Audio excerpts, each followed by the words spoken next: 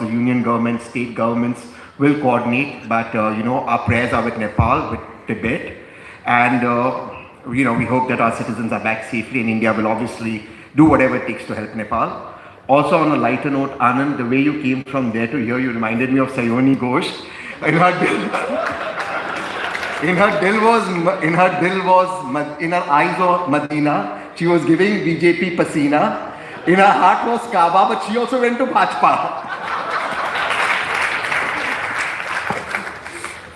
But ladies and gentlemen, we are here to discuss a motion which ma'am, Honorable Minister spoke, and I quote you ma'am, that we are saying elections are destroying the economy. No ma'am, that's verbatim. When I was young, I would not study a lot. My brother was very good in studies. So I had studied on the topic of a cow and gone, and the teacher said, write an essay about your house. So immediately I said, I have a house, it has a garden, the garden has a cow, the cow has 2 ears, it has 2 horns, it has a tail, it has a body. No ma'am, we have never said, none of us here have said elections have destroyed the economy. What we are arguing and what we are saying is, in order to win the elections, BJP is destroying the economy. That's what we are arguing for, ma'am. And let me put the data in front of you, ma'am. You all have heard data from the Honorable Minister, Anand, Kunal, Shah, sir, everybody, that India is the 5th, 6th, 7th largest economy in the world, and everyone out here is so proud of it. We are so proud that our country is the 7th largest economy in the world, currently, or 6th.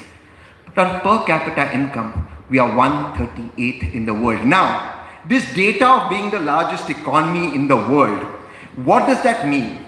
It means that if you have 1.4 billion people, obviously the size of the economy is going to be big. And if infrastructure, as man said, is being created, for example, in the neighboring state of Bihar, you build a bridge, then the bridge collapses. So you build a bridge and it collapses. And you build a bridge and it collapses. And you build a bridge and it collapses. The economy grows. But is the per capita income growing? No, man, that is not growing. That is the basic difference between the cow and the house, the per capita income and the GDP of the country.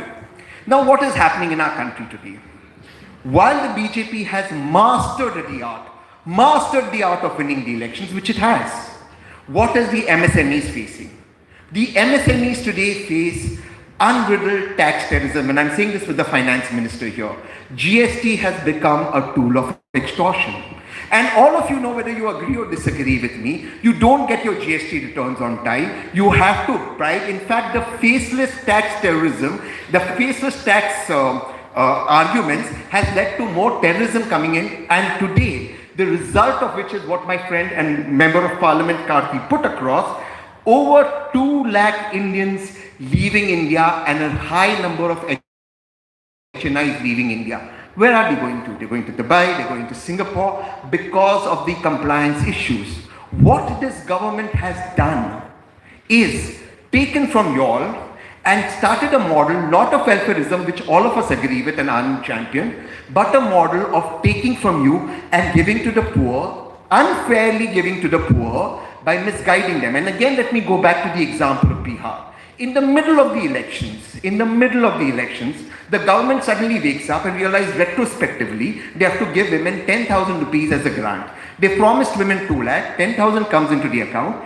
The Election Commission of India is snoozing, not allowing it to happen. And what happened to the remaining 1,90,000 crores? 1,90,000, the women didn't get it because it was supposed to be a grant. If you think that this is not bribery, then either we are living in fool's paradise or they think we are living in fool's paradise. This was your money being given as bribes, and the Election Commission kept quiet. The same thing happened in Maharashtra under the Ladki Bahin Yojana. 3 months retrospectively, the government woke up, it realized women had to be given money. And I'm not against women getting financial empowerment. I am asking, if you want to give women financial empowerment, why didn't you give it all the time you were in government in Bihar for 21 years? 6 years you were in government in Maharashtra. 1 month before the election you get up, you decide to put money in women's account. You decide to put it retrospectively in women's account. It is your money that is going. You don't get your GST returns on time. You have to bribe. And they say we are winning elections. Hamara to master stroke hai, Chanakya niti hai. That is what we are against. That is the compliance we are against. Let's come to the second point out here. They say, of course, ma'am said India is growing, high number of investors are coming out. So let's do a reality check of what has happened. Sir also spoke about the stock market. The foreign investors have taken out almost 19 billion plus from the Indian markets. 19 billion plus. This is about 1.5 lakh crores. And this is something I invest in, not as big as Sir, but I do invest. Long-term capital gains, short-term capital gains. The way this market has been again terrorized, asking FIs to leave our markets. We are not a destination today for FIs to come and invest. If an FI or if a foreign investor is going to make 4 or 5% return, with the chance ED or income tax comes behind him, whereas in the US sovereign bonds, he gets 5%, which is guaranteed, or 4.5% that is guaranteed. Why would they invest here? Therefore, all the investment out of India has moved either back to the US in the US dollar bonds, or has moved to South Korea, Vietnam, and to other countries. And you don't see hope of those investments returning. The market is not at its highest, sir. The market is actually not at its highest, and you all are testimony to that. The government has continuously, particularly the finance ministry, or the babus running the finance ministry, have continuously misled this country. Whether it is the ill thought of demonetization in 2016 that completely destroyed the backbone of MSMEs and the informal sector, or coming out with plans in the middle of a cycle of financial cycle. For example, the sovereign gold bond, something I invested in. Suddenly after the budget, they decide that the sovereign gold bonds, if bought from a secondary market, will be taxed. Why will somebody have faith in your finance ministry and will have faith in your government? If one day the government decides and says your notes are not acceptable, one day it decides and says bonds issued by the government are not acceptable, people and investors will lose faith. So what this government has done is very cleverly created a system where the small and medium entrepreneurs, of course you're doing business, of course you're growing, but you're not growing at the ease you were supposed to grow with. You're not growing at the pace, and corruption and tax terrorism has increased. In fact, if you look at Kolkata, and I know many builders in Kolkata, after the government changed, the bureaucrats refused to do work. That's how it was. The builders were suffering out here. And that problem is a problem that has gone up within this government, thereby taking away from the potential that India had. What is the future roadmap ahead? Because again, ma'am spoke about, we are investing, and I to quote her, for the next generation of jobs. The next generation of jobs will come by AI and quantum computers. Again, for AI, there are two things that you need. You need computing power and you need electricity. On both those parameters, the distance between India and China, India and America has grown. India has electricity, I'm not denying that, but India does not have good quality power supply which is cheap for commercial establishment. So you will never compete in AI, because AI and quantum computer needs continuous source of power at a very cheap rate, at a rate that allows entrepreneurs to invest and to experiment. That India doesn't produce, and computing India is way behind, because in the last 10 years, the R&D spending has gone down to 0.64% of the GDP.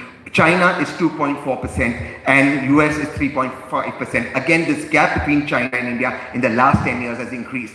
Therefore, as you see, the next generation of jobs, which AI would have created and India could have led by teaching AI physics and humanity, India has lost out on that AI race completely. And it is brilliant people from India, people like you, who are going to the United States of America or Europe and inventing and creating the new wave of AI technologies that have come in, but it's not happening in India. Therefore, every single AI fintech has moved out of India. Let me give you an example. All of you sitting here, the Honorable Finance Minister here, sir, is crypto legal or illegal? Crypto in India is arbitrary. So the finance ministry will tax you for it, but a babu can put you in jail for it. And when you have rules like this, where the government controls and thereby doesn't allow for growth to take place, you will never see the expansion at the rate it has to. Sure, 1.4 billion people, you're going to see growth. And therefore, while the BJP continues to win elections, while the Election Commission allows it to get away with things should not have been allowed to happen, they have mastered the art of letting go of the middle class. Yes, there will be some at the top of the food chain who will do, but most of these at the top of the food chain will be 2 or 3 companies dominating. And I'm a capitalist. I'm not against business. I think there should be more business. But you see, the top of the food chain will have 2 or 3 companies competing. The mid-range companies will be collapsing, and the money that comes in will be distributed at the lower end, the lower spectrum of the pyramid, thereby enabling them to win elections. And that, ladies and gentlemen, is the formula with which the BJP is winning election. Unless the opposition doesn't get some way to break that formula, the opposition is not going to win. But is this a great economic model? No, it's not a model that is great. Is this a model that's sustainable? No. Because how long can each one of you bear the money to pay? As the Honorable MP said, you're one hospitalization away from bankruptcy. As I end, I'll just take 10 seconds more. Think about this. Across party lines and across babus who run our country. Why do all these politicians who run our country, across party lines, and all these babus who run our country, their kids not study in government schools? Their family members, if they are unwell, don't go to government hospitals. Why do they go to the best schools and colleges abroad? Why do they, if they are unwell, go to the best government hospitals either in Delhi or private hospitals? Why don't they study in the system they have created? This system means every single neta, their kids study abroad. You don't have the same level of education. You don't have the same level of competition. And that, ladies and gentlemen, is what makes this nation at this moment unfair, and the advantage to the BJP, because it takes from you and distributes it below the pyramid, thereby enabling it to win elections and continuing this model. Thank you so much. Thanks, Tehseen. Points very well made. You covered tax terrorism. You pointed